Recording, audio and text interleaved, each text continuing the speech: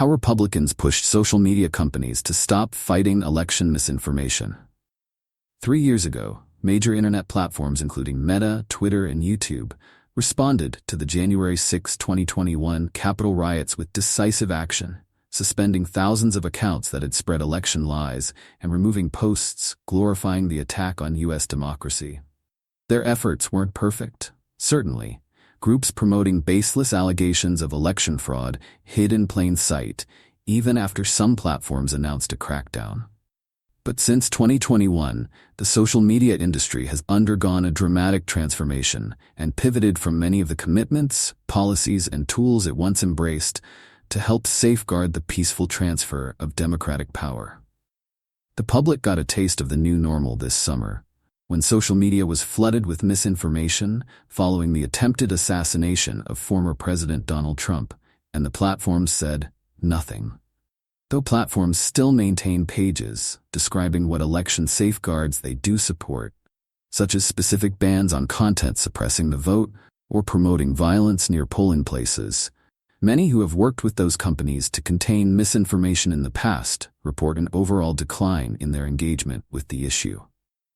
The last few years have been challenging for the knowledge community working with platforms, said Baybars Orsak, managing director at the fact-checking organization Logically Facts.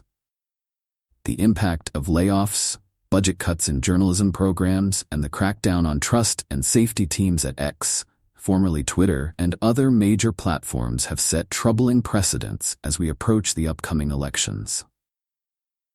The shift took place against the backdrop of a years-long intimidation campaign led by Republican attorneys general and state and federal lawmakers, aimed at forcing social media companies to platform falsehoods and hate speech, and thwarting those working to study or limit the spread of that destabilizing content.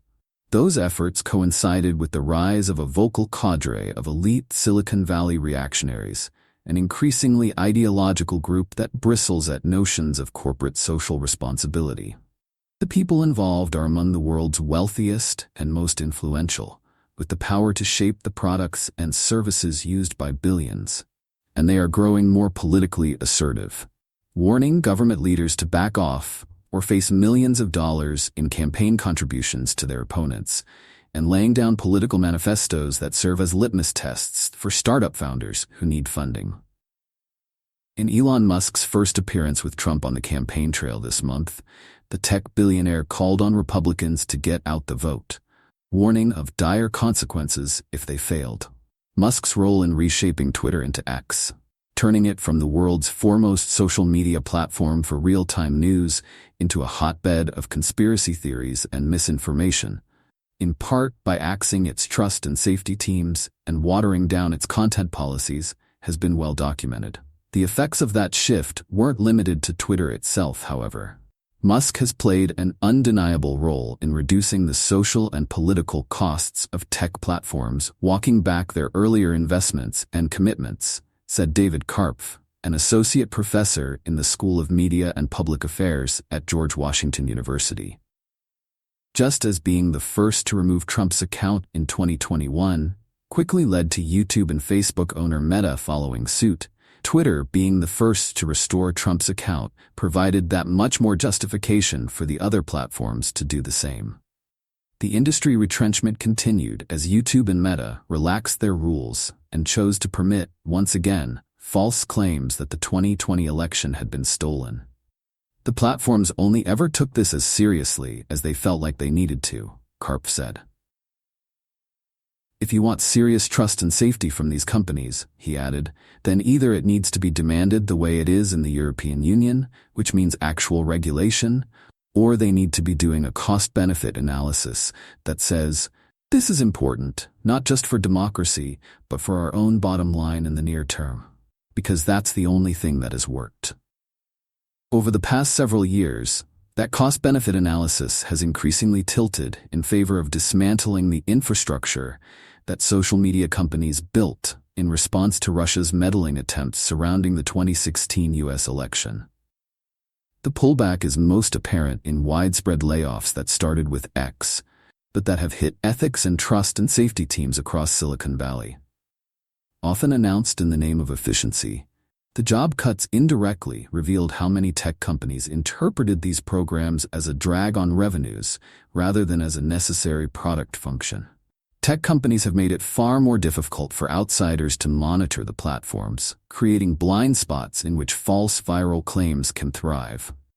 Last year, X announced it would begin charging steep fees for access to its fire hose of posts and other data.